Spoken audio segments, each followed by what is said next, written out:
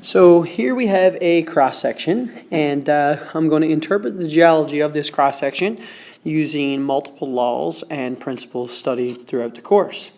So the question is where we're going to start this cross-section, and I'm choosing to start down here in this corner. I'm not going to start over in the other corner because over on the right side over here, this is limestone, and you can actually follow this limestone all the way over, and it goes over above everything that's here. So we know that this is the true bottom, and we're using the law of superposition here in this case. So the first step is going to be conglomerate deposited horizontally. The next step is going to be shale deposited horizontally. The next one is going to be limestone deposited horizontally. Next, we're going to go to here, and this is called a lava extrusion. We know it's a lava extrusion because there's contact metamorphism, which is X's, on the bottom only. Then we have sandstone deposited horizontally. Then we have a squiggle line, and squiggle lines we call unconformities. And in this case, this unconformity is a disconformity because above the squiggle is sedimentary rock, and below the squiggle is sedimentary rock, and both are flat.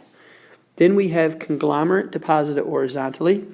Then all of those things get folded. So folding is a step.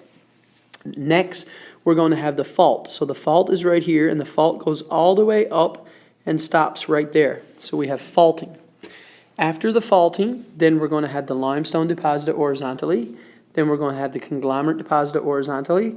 Then we have another squiggle line, which is an unconformity. This is also a disconformity. Then we have the shale deposited horizontally. Then we have the lava extrusion. And again, we know this is a lava extrusion because there's contact metamorphism on the bottom only.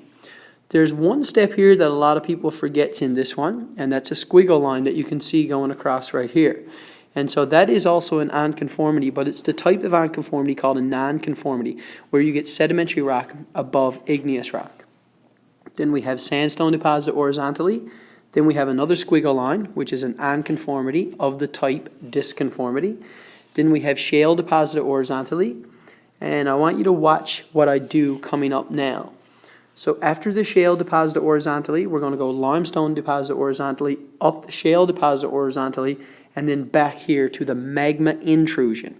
So this time I know it's a magma intrusion because there's X's on top and bottom, which means the top and bottom layers had to be there in order to get metamorphosed. So I just went from here up to here and then back to here. Next we have conglomerate deposited horizontally, then shale deposited horizontally. Then we have a squiggle line, which is an unconformity of the type disconformity. Then we have sandstone deposited horizontally, and then we have a lava extrusion. And the lava extrusion comes in the form of two volcanoes with our last step, surface erosion. And that is it.